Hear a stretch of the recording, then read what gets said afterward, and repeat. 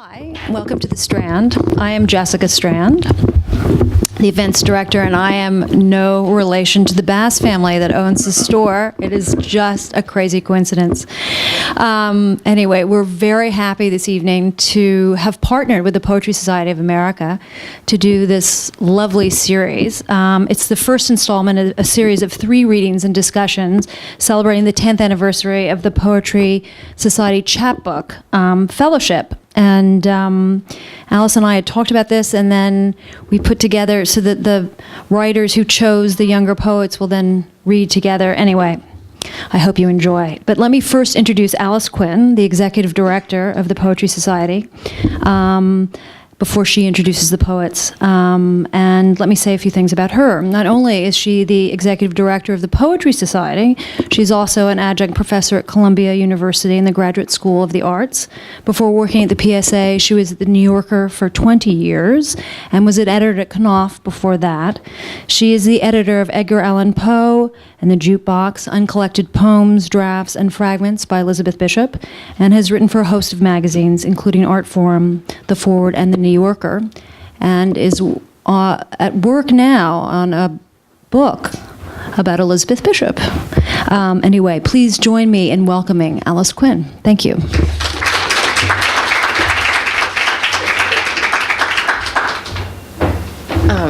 The book is Bishop's Journals and Notebooks, which are really, really wonderful, and they're about 500 pages. They're really starting from age 23 when she went off to Cuttyhunk and met the lighthouse keeper up to the last year of her life. They're really wonderful.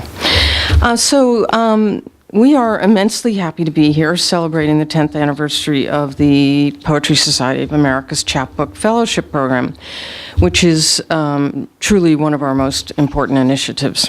And because of the caliber of the selections made over the years by a host of our most distinguished contemporary poets, there's a lot to celebrate. I'm grateful to Jessica and to the Strand Bookstore for welcoming our set of 3 10th anniversary events and for establishing a PSA table downstairs of favorite books of the people on our staff. There are books by people who have won our awards in recent years, and I hope you enjoy it and buy some books.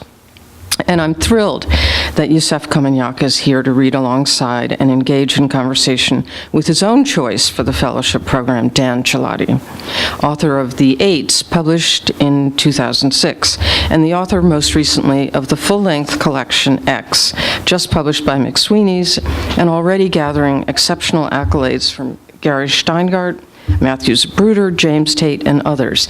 And Dan just showed me when you peel this off, there's a secret jewel underneath, which is very typical of Dave Eggers, I think. So blessings on its head, Dan. So I'm happy to acknowledge the support we've had for this program from the Van Leer Fund, the Greenwall Foundation, and from Laura Botto-Sillerman, who's a great friend to poetry. In Notes for a Talk, which I don't believe she ever finished or delivered, Elizabeth Bishop wrote, "Writing poetry is an unnatural act. It takes great skill to make it seem natural. Most of the poet's energies are really directed towards this goal, to convince himself, perhaps with luck, eventually some readers, that what he's up to and what he's saying is really an inevitable, only natural way of behaving under the circumstances." I wonder if you agree with that. Nonetheless, poetry seems to be thriving in our culture, and the chapbook is too. Soon we'll be in the thick of the 5th annual Chapbook Festival, which we're presenting with fellow literary organizations at CUNY on the weekend of May 3rd and May 4th. There'll be 60 chapbook publishers presenting at the fair, their tables brimming with fetching chapbooks, both significant debuts, as ours are, and beautifully designed and printed works by poets at all stages of their careers. It's a really fun festival, and what does it start at 10 o'clock or 11 o'clock in the morning, Brett? 11 o'clock on Friday, May 3rd, and Saturday, May 4th, all day. And it's really terrific. And there'll be a big 10th anniversary chapbook reading on the Friday evening at 7 o'clock. So it's at CUNY at 34th and 5th, and really is wonderful fun. So this brings me to my thanks for our own beautiful award-winning design, which was created for our series by the exceptionally talented Gabrielle Wilson. Of Dan Chelotti's chapbook, Yusef wrote in his introduction, "The Eights embodies mystery. The shape of the book's emotional music is established from the beginning, and it weaves itself through the language and imagery like a living artery. The sense of mystery in the eights underlines and grounds us in the acute powers of the imagination. In other words, it empowers the reader. We aren't told outright that reality needs mystery to exist, to stimulate tension, nor are we told that tension is what holds a work of art together, that this is what makes it breathe within its emotional frame.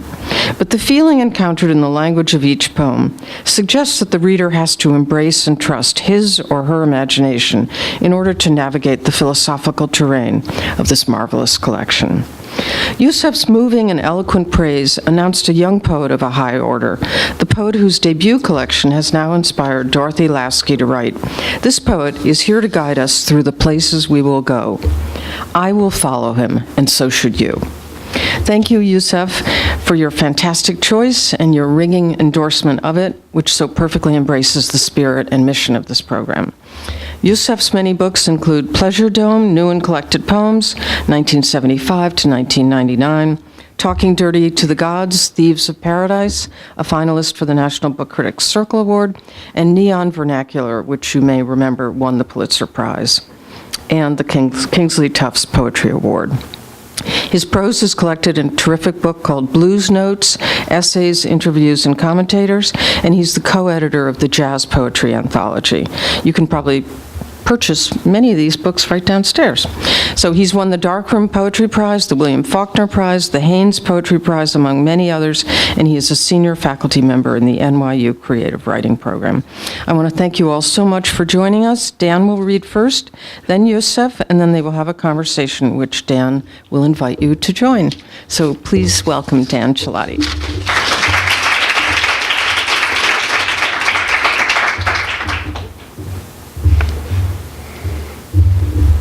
Hi, everyone. Thanks so much for coming out. All right, so let's see. Well, I had this terrible morning. My doctor sent me to give blood, just nothing wrong, just like a routine, go get your cholesterol checked type blood work thing, but I had to fast for this, and so 12 hours without food or water was not the thing to do while catching a bus to come down from Western Massachusetts. So I had this incredibly strange morning of wandering around, staring at my jackets, wondering, very confused, and finally went and caught a bus. Forgot to put money in the meter and things like that. So I thought it would be fitting to start with a poem that was in that key. On Williams's To Elsie. Today I walked like a rooster through the pines. They were all in my way. I had my headphones in to spite the birds, to put it on shuffle, and I put it on shuffle and pushed past all songs that did not corroborate my anger. I felt just.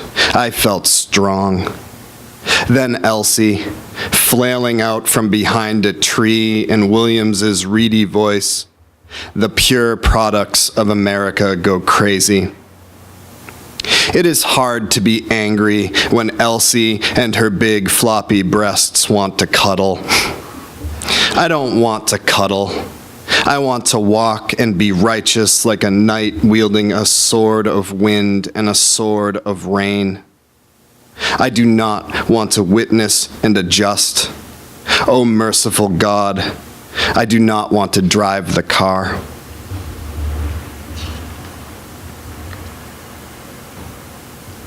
(1987). If only the moon would part the clouds so the melon vendor, bored, would be unable to leave his stand. So that I could buy a melon. He hasn't been here for 10 years, and for that, he was only there one night. Why do I remember him? Why do I fantasize about buying or not buying a watermelon? Why do I remember the spider outside Sears on an early winter day in 1987 when I am standing in a supermarket looking at the fat content on a bag of chips? For God's sake, where do the things that matter go? He hands me a melon and doesn't answer, just grins at the money in my outstretched hand.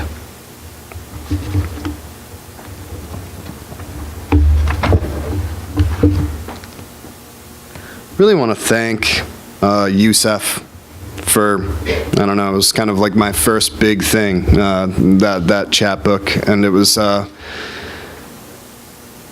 and the oldest poem in my new collection is the first poem. I think I wrote this poem something like 9 years ago, and my editors were nice enough to ask for older poems when I started to, I submitted the manuscript, it wasn't in there, and they wanted it in, and so I want to read that one. It was, one of the many things that I forgot about this morning while I was starving was the actual chapbook, which is sitting on my bed, I think, which I took out of my bag to make sure I had. So it's called Staring at a Woodcut Elephant. I've always felt that when you cut into a tree, the newly bared wood should be warm. And if in winter, it should steam the way a kettle slowly disappears into the snow.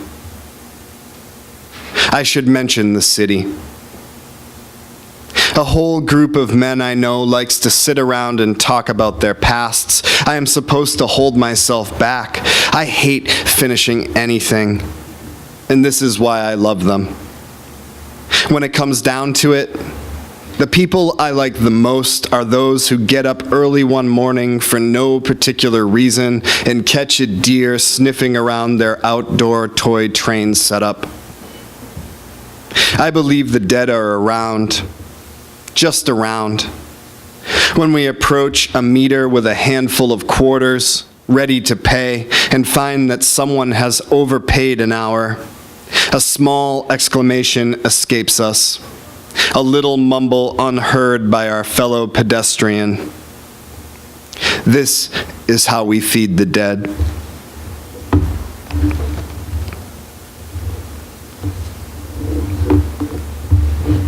Lion. When I come home, there is a lion waiting. It is not haggard. You cannot see ribs jutting out beneath the edge of a ragged mane. I'd say the lion is perfectly healthy, but toy soldier small. When I draw close, it roars like hell, postures to nibble my finger. I don't understand what it's doing in my world of ketchup-smeared plates and dollar scratch tickets, of toothpaste and gin. Its little roars are no louder than crumpling a Post-it note. I can't bring myself to kill it or put it outside. At night, sometimes I think I can hear it purring in the kitchen, and during the brief flashes of clarity that precedes sleep, I know that it loves me, that it is only wanting to protect me, that, while terribly insufficient, it will take on whatever darkness may come.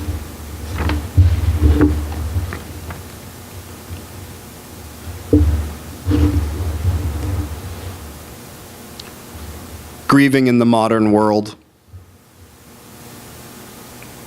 When someone died in ancient times, say in a battle or from a thorn in the lack of penicillin, the women were said to let their hair down. Their grief freed them. This custom is lost, but can still be found in over-edited movies where women cut their hair in fluorescent bathrooms. The cuts uneven but cute, striving after Ingrid Bergman and For Whom the Bell Tolls. Woody Guthrie also spent a lot of time striving after Ingrid Bergman. He kept a broken watch in his pocket to symbolize how time stopped when he saw her.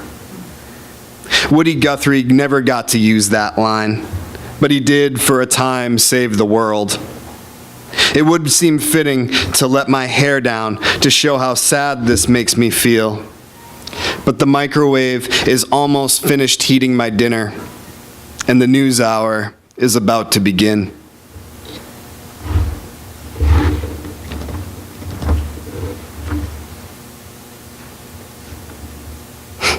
Walt Whitman's sweater. I bought this sweater and I put it on and I really felt like Walt Whitman for a second. I was like, Walt Whitman would own this sweater. Walt Whitman's sweater. When I put it on, I feel the chuff of daylight pressing on my back, speeding me to glide between the mighty orbs of our Milky Way's hem and haw. I barely even noticed that I forgot to remove the tag. And the cardboard cuts into the flesh of my chest, that sweet barrel of wine which I roll from place to place, asking you to drink where I have been, and to gather up what is not as equally as what is. Hawk, moon, blue truck, I tuck you all into the sleeves which seem too tight, but you will fit. I will rub honey on your lips and you will know what sweetness is. Hawk, moon, blue truck, street lamp, moon, pharmacy, sweater, cat, moon, pharmacy, tree, tree with a bear in it.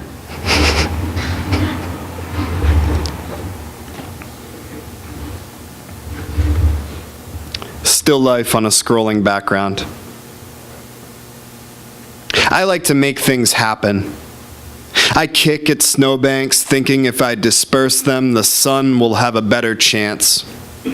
I run into the resting flock. When someone expects me to say something, I pause for a second longer than expected.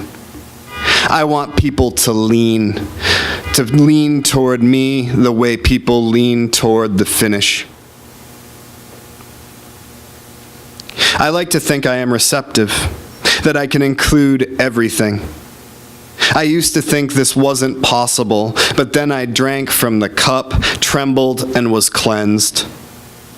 The secret to including everything is to intricately divide your mind and then, all of a sudden, undivide it. I look to the left. I love looking to the left. Even when there isn't a window on my left, I build a wall just to put one there. And through the window, I put a hell of a landscape, gorgeous, barren, termites in the trees, and in the forefront, a rat writhing in its trap. I almost never look at the rat, trying to follow the old alchemist's rule. When stirring the lead into the mixture, do not think of a white panther. I look away. Stacks beyond stacks of phosphorus. No, they are moving. They are waves.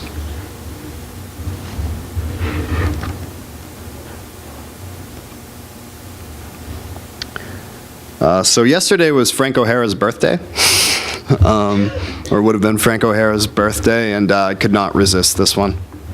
Annual percentage rate. Sometimes I think about Frank O'Hara, but most of the time I think about paying the bills.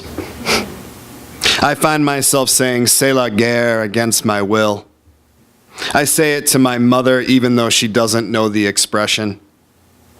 I pass a particularly leafless tree and boom, c'est la guerre. Debt frees me to be an incorrigible asshole. I want to be an incorrigible asshole more than I would like to admit. Because I don't like to admit this, I think of Frank O'Hara and the way he made it all through his whole life without using cherry blossoms in a poem, but finally couldn't stop himself. This makes me feel better. It makes me think numbers are just people trapped in the rain without umbrellas. That though I fear them, I should let them in.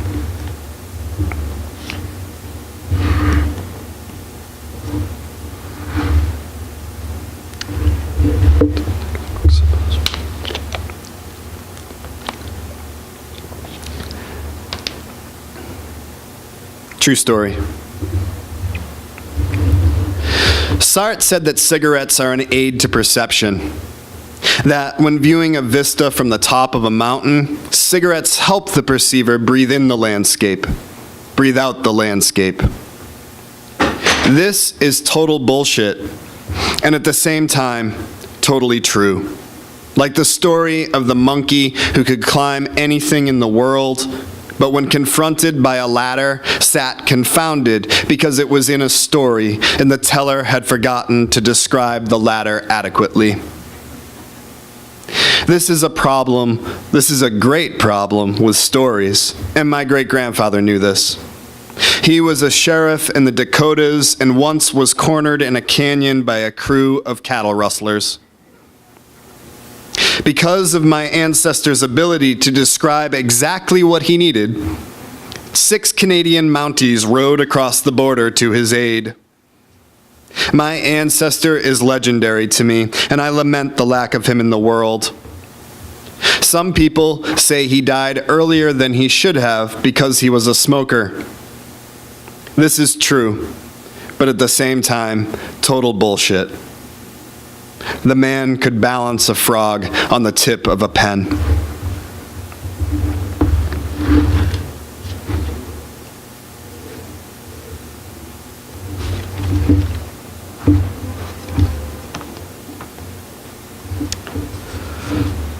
Slow dance. Slow dance. I used to hate most everyone, but now I want to slow dance with everyone. In 6th grade, I learned to say everyone, not everybody, when a teacher looked teacherly enough, which means head slightly bowed. If she had been wearing glasses, she would have been looking over them. Power is a terrible thing, and is what I desired when I used to hate everyone. It was like I had this big binky. I didn't want to be separated from my binky. It was comforting. It said I didn't have to slow dance with anyone. So when I look at you sternly, head slightly bowed, know that I mean no tisk tisk. I am too nervous to say our love is burning in some distant hall, that we should go there now.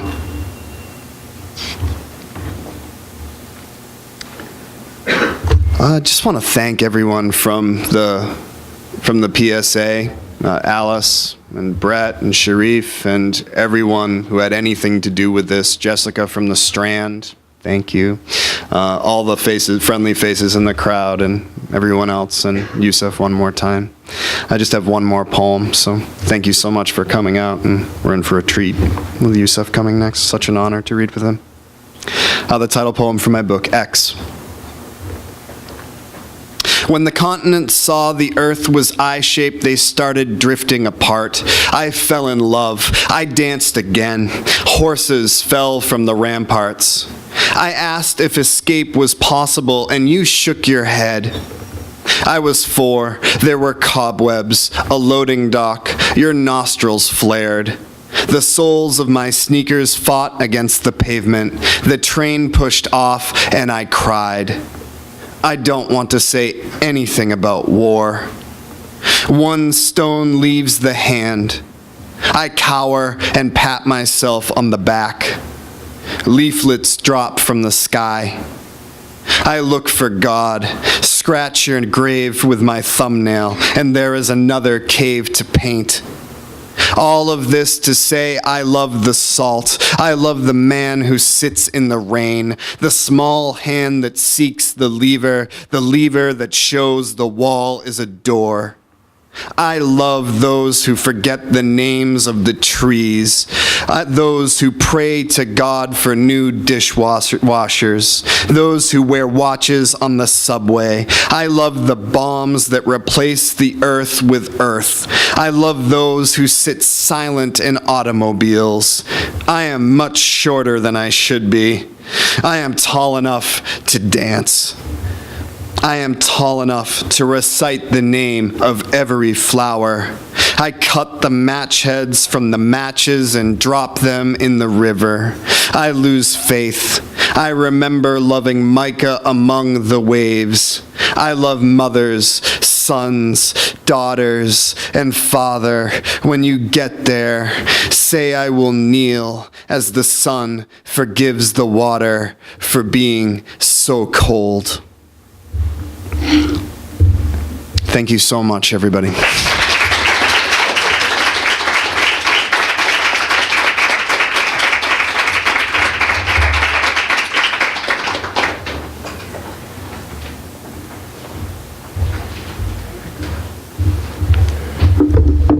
It's great to hear you. Yes. Thank you for being here.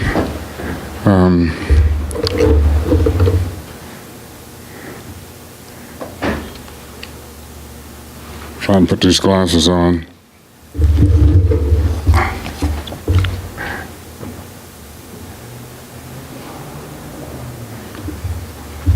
Okay,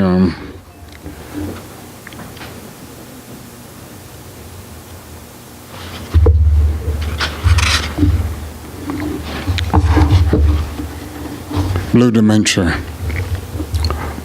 In the days when a man could hold a swarm of words inside his belly, nestled against his spleen, singing.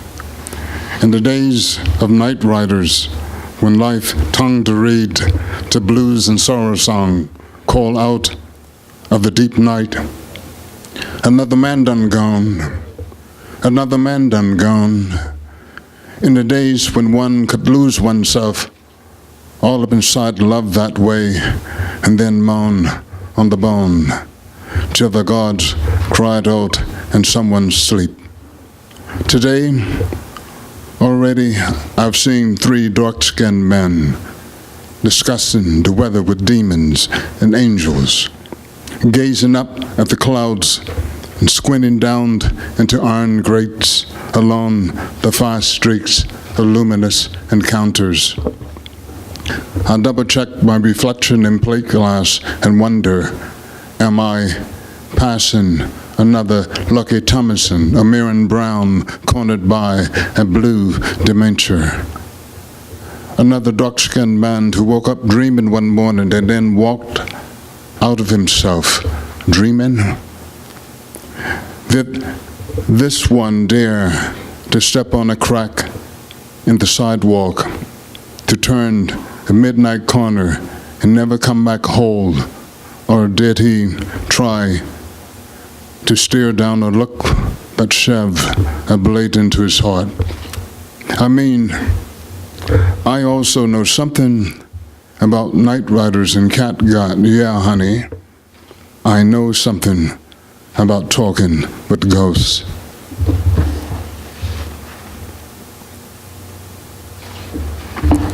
When eyes are on me, I'm a scrappy old land who's wandered into a Christian square, quavering with centuries of forged bells. The cobblestones make my feet ache. I walk big-shouldered, my head raised proudly. I smell the blood of a king. The citizens can see only a minotaur in a maze. I know more than the line should know. My roar goes back to the Serengeti, to when a savanna was craggy ice, but now it frightens only pigeons from a city stoop. They believe they know my brain's contours and grammar. Don't ask me how I know the signs engraved on a sundial, the secret icons behind a gaze. I wish their crimes hadn't followed me here. I can hear their applause in the dusty citadel. I know what it took to master the serpent and wheel, the crossbow and spinal tap. Once I was a leopard beside a stone gate. I'm a riddle to be unraveled. I am not, and I am. When their eyes are on me, I become whatever is judged badly. I circled the park. Hunger shapes my keen sense of smell, a lifetime ahead. They will follow my paw prints till they're lost in snow and dust. If I walk in circles, I hide from my shadow. They plot stars to know where to find me. I am a prodigal bird perched on the peak of a guardhouse. I have a message for fate. The sunlight has shown me the guns, and the beautiful suns are deadly.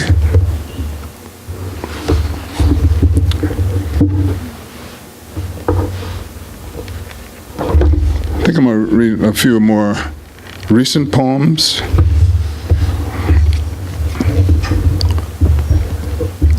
Another kind of night. Slowly, the remembered trees, a 900-year-old sky, the call of birds, a mama snake snoozing beside a stone, a mass tall as a man an hour at sunset, jackals holding a ceremony at the edge of a lake. It all fades into rancor, but my own face is still a boy's, losing its features down there where everything is one God-forsaken animal wounded in the nameless dark. All the faces are one constellation where the dead interrogate the living. The motion of the sea beneath, God of moonlight, God of sharks patrolling the schooner, and God of laughter on the deck. Hyenas on a hilltop, are you still trying to tell me something about mercy? In this other night, riding the trade winds, the waves beneath a creaking eternity, we are nothing but cargo. Moans in the belly of a rifling Leviathan wind toss. The sails toned down to tatters, beached up on white sand, stretching out against sky for centuries. Seagulls calling to birth cries in the new world. Requiem. So, when the strong and holy high winds whiplash over the soul of marshlands, eaten back to a sigh of salt water, the crescent city was already shook down to her pylons, her floating ribs, her spleen and backbone left trembling in her old world facades and postmodern lethargy, lost to waterlogged memories and quick claim deeds, exposed for all eyes, damnable gaze, plumb-blind and heart-throb ballast and water tabor, already the last ghost song of the Choctaw and the Chippewa long gone, no more than a drunken curse among oak and sweet gum leaves, a tally of broken treaties and absences, echoing cries of birds over the barrier islands, inherited by the remittance man, scallywag and king continent. Already the sky was falling in on itself, calling like a cloud of seagulls gone ravenous as the Gulf, reclaiming its ebb and flow chart, while the wind banged on shutters and unhinged doors from their frames and unshankled the low-ridged roofs, while the believers hum, precious Lord, in deep river as the horsehair plastered walls gallop along with the surge. Already folklore began to rise up from the buried Ladygag and sluice, pulsing beneath the Big Easy, rolling between and through itself, caught in some downward tug and turn, like a whirl of love affairs backed up in a stalled inlet, a knelt-down army of cypress, a testament to how men dreamt land out of water where bedrock was only the heart's bump and grind. Its deep dart churned and acceleration blows it down to those unmoored timbers, already nothing but water mumbling as the great eye lingered on a question, then turned. Gauzy, genitalia, Bacchus, and Zulu left dangling from magnolias and rain trees already.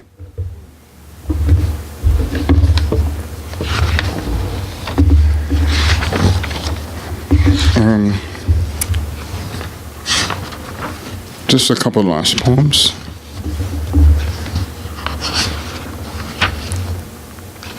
Or maybe just one. Islands. An island is one great eye gazing out, a beckoning lighthouse, searchlight, a wishbone compass, or counterweight to the stars. When it comes to lookout and point of view, a figure stands on a rocky ledge, peering out towards an archipelago of glass on the mainland. A seagull's wings touching the tip of a high wave out to where the brain may stumble. But when a mind climbs down from its tall, craggy lookout, we know it is truly a stubborn thing and has to leaf through pages of dust and light, through pre-memory and folklore, remembering fires rode down there till they pushed up through the seafloor, and plumes of ash covered the dead, shaken the weight whirls away, and silence filled up with centuries of waiting. Sea urchin, turtle, and crab came with earthly know-how, and one bird arrived with a sprig in its beak. Before everything clouded with cries, a millennium of small deaths, now topsoil, and seasons of blossoms and a single seed. Light edge along salt-crusted stones, across a cataract of blue water, and lost sailors' parrots spoke of sirens, the last words of men buried at sea. Someone could stand here, contemplating the future, leafing through torn pages of St. Augustine, or the prophecies by a fisherman, translating spur and folly down to taproot, the dreamy-eyed boy still in the man, the girl in the woman, a sunny forecast behind today, but tonight's beyond words. To behold a body of water is to know pig iron and mother wet. Whoever this figure is, he will soon return to dancing through the aroma of Diger's log, ginger lily, and bougainvillea, between chants and strains struck till gourds rally the hill and air, until the church steeple birds fly sweet darkness home. Whoever this friend or lover is, he intones redemptive harmonies. To lie down in remembrance is to know each of us is a prodigal son or daughter, looking out beyond land and sky, the chemical and metaphysical, beyond falling and turning water-filled wheels in the colossal brain of damnable gods, and Eureka held up to the sun's blinding eye, born to gaze into fire. After conquering frontiers, the mind comes back to rest, stretching out over the white sand. Thank you.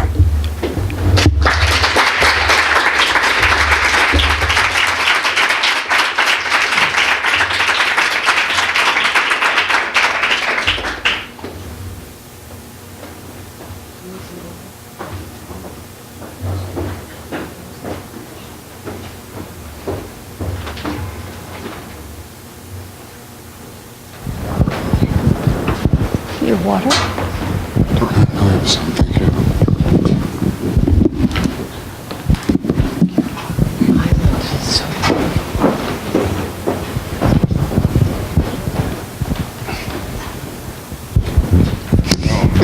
Okay. Here we are. Here we are. All right. Well, it's kind of hard to speak after hearing Yusef read, isn't it?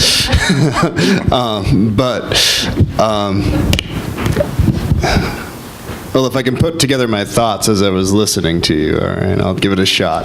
All right. So I know we both love jazz, right? So, I was thinking while you were reading of this particular moment. I saw Elvin Jones about, I don't know, 12 years ago or something like that. It was a while back. Coltrane's drummer, right? And during the middle of the concert, Elvin Jones kind of, when he's drumming, he kind of grunts a little bit. Yeah. He kind of looks around and he kind of has this, and he's just grunting, But his pianist was this really young guy. And his pianist, he was somewhere on the Circle of Fists going off doing something really, really strange. And Alvin kind of turns to him and looks really worried. He just kind of goes, like, he's still drumming, still holding the ride. And really worried that he's not going to get through the solo. So, but he does. And Elvin Jones says, "Escape from Alcatraz, escape from Alcatraz." It's this beautiful, beautiful moment. I've always thought of it. But as you're reading those longer poems, there's always this moment of crisis that I face whenever I'm writing a poem, right? Where I get myself into this mess, right? But then all of a sudden I have to work myself out of it in some way, right? Or kind of like that Thelonious Monk thing, right? Like, make it wrong. Silence, right? Right, make it wrong, make it wrong and then make it right, or whatever he said. But do you find this when you're writing a piece that there's a certain moment, maybe right before, like if we were writing a sonnet, like before a volta, or some place where you have to kind of stop and sit back, or is there some kind of parallel there? It's interesting because often. Well, one time I would write with music sort of in the background, not words, but instrumental music. And I haven't been doing that recently. I do think that there are moments of silence. I like the idea of silence being part of the narrative. If possible, the tonal narrative of a piece. Otherwise, there wouldn't be modulation and what have you. I like reading everything aloud, so it's really governed by the ear. The ear, I've said before, a number of places, at different times, the ear is a great editor. So I trust that. But I think it also has to do with how we measure ourselves against everything that we have taken in. And the poem is that moment of shaped surprise. That's the way I like to think of it. And a number of jazz musicians interest me because of their method of working. I think with Thelonious, he was always dealing with time. Coltrane was he was just filling up the space. It said that he pretty much blew pages of sound. Very seldom that happens to me. I'll just, I'll ask a few more questions, and then we can open it up, and you guys can ask some. But it's interesting to hear you say that or I've heard you say it and say it now, that the ear is a great editor, right? Yeah. I couldn't help but think as you were speaking just now, about that old Tolstoy novella, the Kreutzer Sonata. Do you know that one? Yeah. Where music is this dangerous thing, right? Even like Theodore Roosevelt called Tolstoy a sexual moral pervert because when you give yourself over to music, there's this kind of danger or something like that. And I can feel it when you were just reading. I don't know about you guys, but there's a moment where you get so lost in the rhythms of a piece that you just the words, so like that controlled chaos or that silence behind whatever. It's interesting that with music, oftentimes we find the silence in it. So I'm just wondering, what, like as you're writing or as you're composing a piece. It's just a simple thing. Like, I know oftentimes I'll do this is I'll stop mid-poem, read, out loud, and then continue on, just to make sure that I can find that silence. Right. I don't know, just process-wise, do you do anything similar? Or? Well, I like writing not in an overly organized way, because that way I tend to tell myself I can continue surprising myself. So I write often on scraps of paper, things of that sort. But in the mind, everything is organized. I know that. It's just the way that I am, pretty much,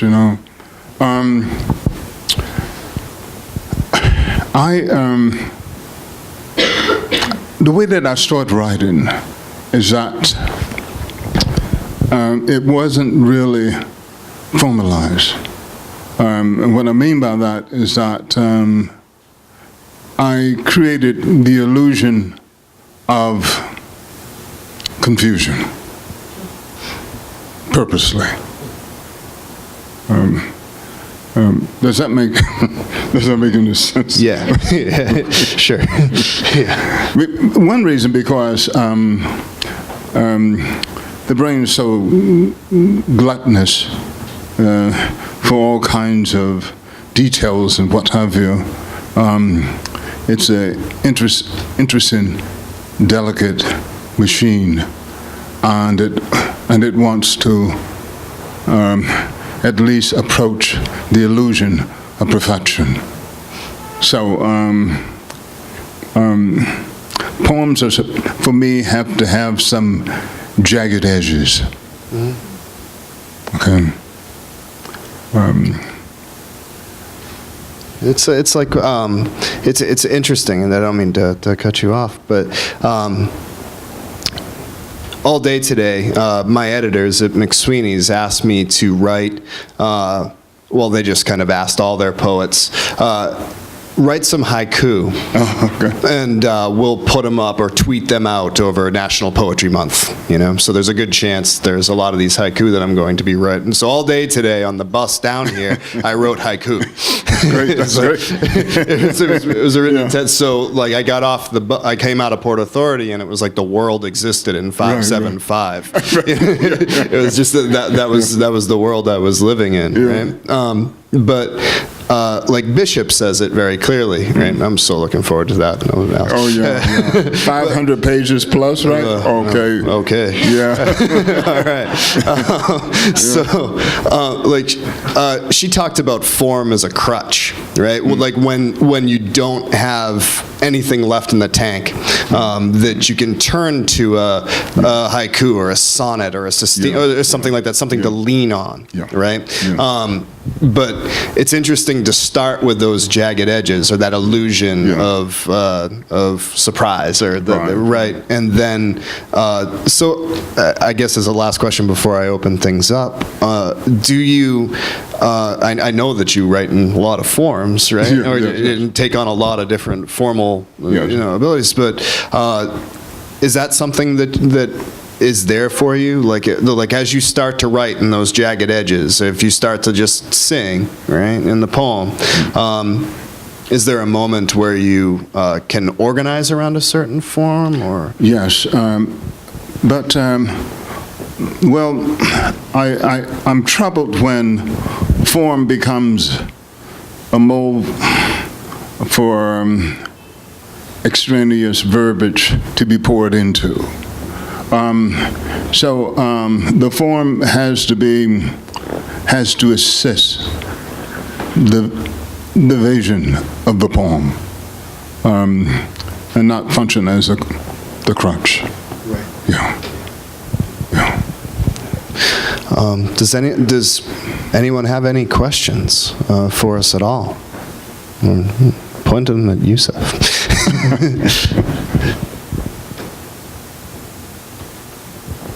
You have a lot of seagulls in the new poems. Right. Thinking about seagulls? Have you been looking at them a lot? Well,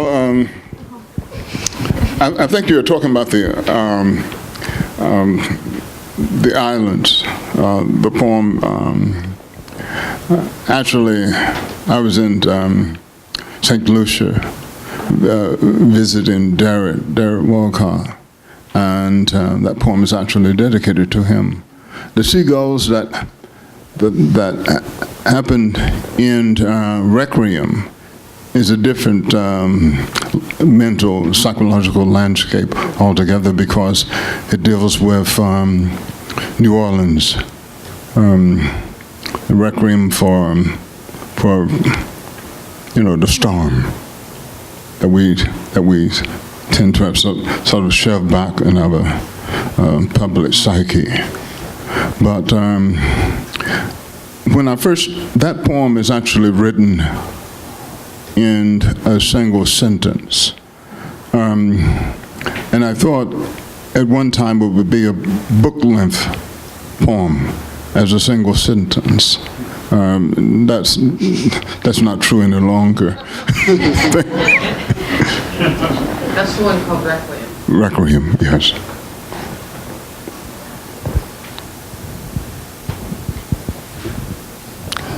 Andy, how did you start? How did I start? Writing in general? I'm going Oh, yeah. to give this. Okay. Well, I was asked how I started. Okay. There's a little bit of a story to it. I was reading everything that Stephen King ever wrote.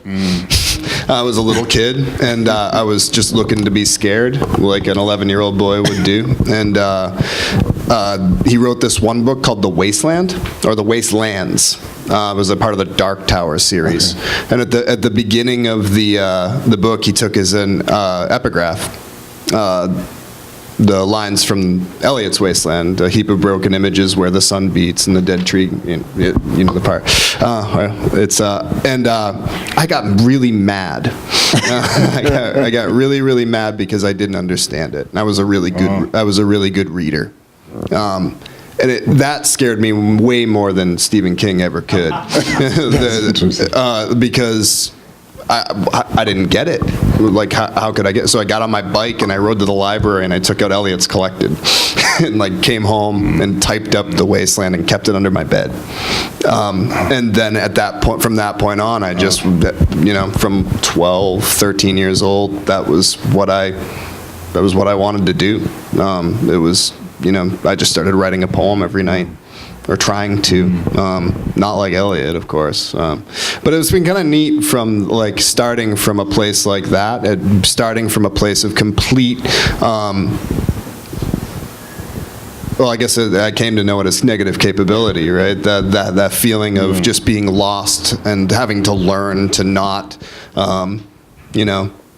being okay with the penetralium of mystery, right? Like being okay with not grasping for answers. But it's been kind of cool starting there and then just kind of reading over a long period of time, just being like, oh yeah, that's a Nerval line, like in there. That's where that comes from. But so that's where I first started thinking about poetry and actually starting to write. And my question's a little bit more abstract. I think it could, contribute to a good discussion. What do you both, this is for both of you, what do you think of aspiring new poets publishing their work online on sites such as Tumblr and on social networking sites like Twitter Poetry, like you were mentioning before, Twaikus, if you know of them, Twitter haikus. What do you think of that? I mean, do you think it's the next thing for poets, or do you think, I don't know, where do you see that in the future of literature and maybe your fan base today, or, you know, things like that? Okay. Should I try this one? Okay. Finally, I've made it to, technology. Well, I think the real problem is that, I think there's a positive aspect about it, but also a negative one as well. This is my own way of looking at it. The positive aspect about it is that it is an instant dialogue with the larger world. The negative aspect is that I think maybe poems are published too easily. And there's, we have this illusion that the poem is finished. I like the idea of going back to a poem again and again and revising. So I don't know if that's really taking place in electronic publication, but maybe it is. Yeah,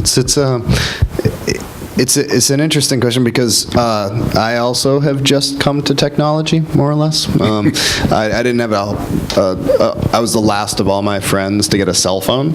I still have a flip phone, and I just joined Facebook in October. So all of this stuff is really brand new and really kind of scary. But it's an interesting thing coming off of what Yusef says that. Like I'll publish a poem online in a journal, and then it's really easy to go back to that place, and see it. And then, well, I guess it wouldn't, it's not all that different than it would happen if I published in a print journal. But, when it comes time for the book, I have a whole different version of the poem by then, like a whole new ending. Like that poem I read today, 1987, that with the melon vendor. You can go look up that poem online, and it's just a completely different beast. So I think that the great thing about online publishing, or really it's self-publishing, what you're talking about, like posting your own work up someplace, is that it's really great to do such a thing. It starts a dialogue, but at the same time, as long as there's still that drive to make it better, to revisit and to go back to a poem, even though it's up on Facebook or Twitter or something like that. Like, by all means, because there's also something just wonderful about going on your nerve like that. Like putting something out there and trying to do that as a start. But personally, I'm very protective of the things that I do, and I want to see them, peer-reviewed and put in, journals and things like that, as opposed, because like there's that moment where I'm on Facebook and I'm like, maybe I'll put one of these haikus up, I'm on a bus, it has Wi-Fi, I'll just do it, and then I'm like, yeah, but I just wrote the thing, like I just wrote, but that temptation is there, and I'm a little nervous of being a little too quick, So sometimes in our office, Here, this is so people can hear you. sometimes in our office, I'll say, is it just that we're in this world that we think that poetry is so exciting? I mean, does it seem to you like it's a pretty good moment for poetry? Because I think there's an awful lot of really interesting mental conversation taking place in poems right now.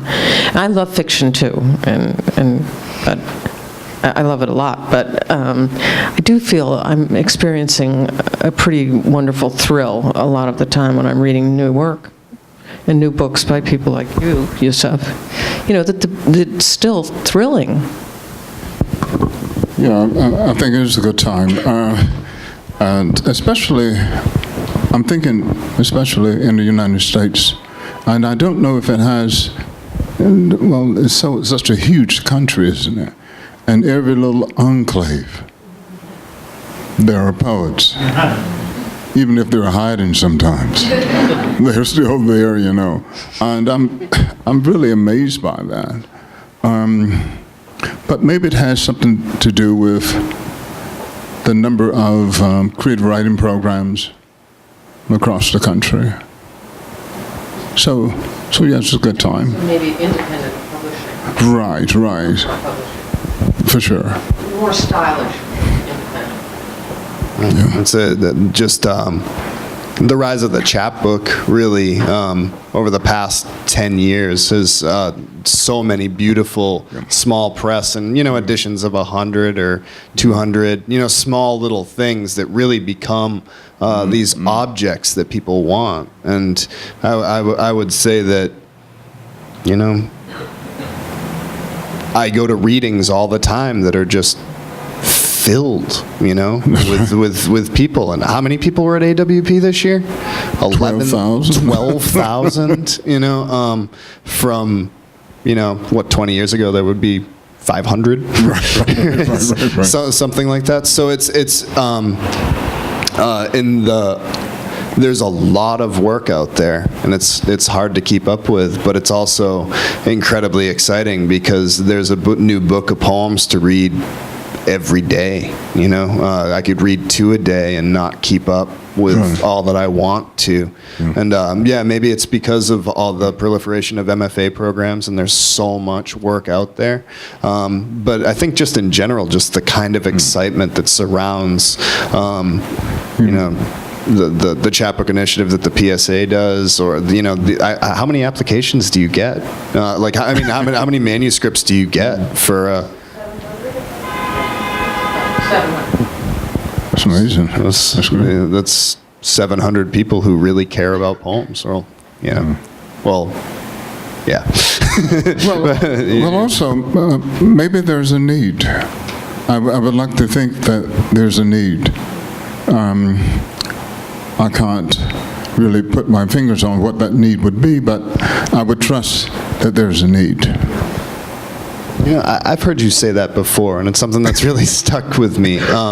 There was, you know, like, I was a Russian major when I was an undergrad, so I read a lot of Gulag literature, right?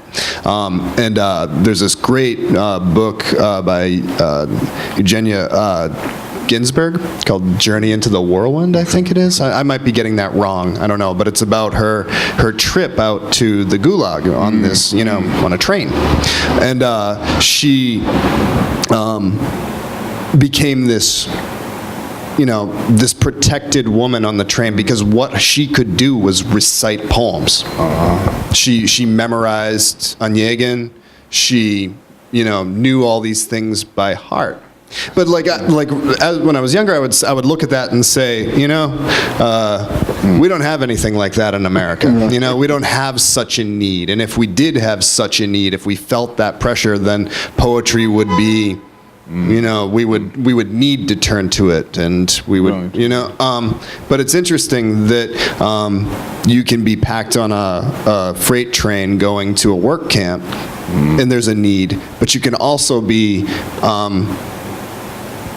I don't know, stuck in Port Authority, you know, hungry because you just had blood drawn or something like that. And there's the existential concern does not wait, like it doesn't seem to differ all that much. That I agree with you, is what I'm saying. No, it was a very interesting response to September 11 with poetry.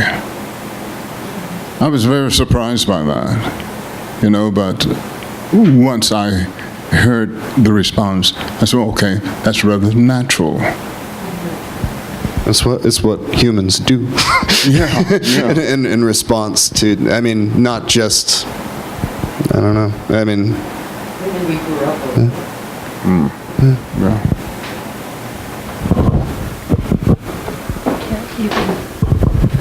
This is just a question of a process.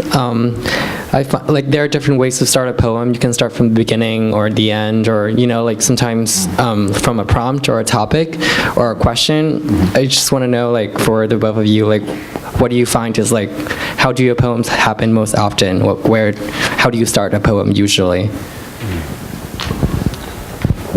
For myself, it usually starts with an image or a short phrase, not an idea or a statement. Yeah, usually. I run from ideas very. If I have an idea, well, I'm stealing this. This is James Tate said this, but if I have an idea, I take a walk. Yeah, but but there are, like, what you were, like, Alice asked the question about seagulls, right? There are obsessions that tend to, like, poke up. Things that, like, I write towards a lot. Like, it could be a birch tree or the dead, or like something that goes into the back of my mind that, you know, right towards, I guess. Yeah. Let's take one more question. Yeah. I'm curious to know about the poem that you read about halfway through, the ship poem with a sluice. And were you listening to music when you composed that, or can you talk a little bit about the process of composing that particular piece? I wasn't really listening to music, but I was thinking about New Orleans, and it's hard not to think of New Orleans and not feel music. And this idea that I would write about, well, driven by a single line, a single sentence, I should say. That interests me a whole lot. So there was, and also, I often say that a refrain can exist as a false engine of a poem. And one can sort of excerpt the refrain, but I left the refrain there. Thank you. That's a nice place to end. Thanks That's a very nice place much. to end, I think. Yeah.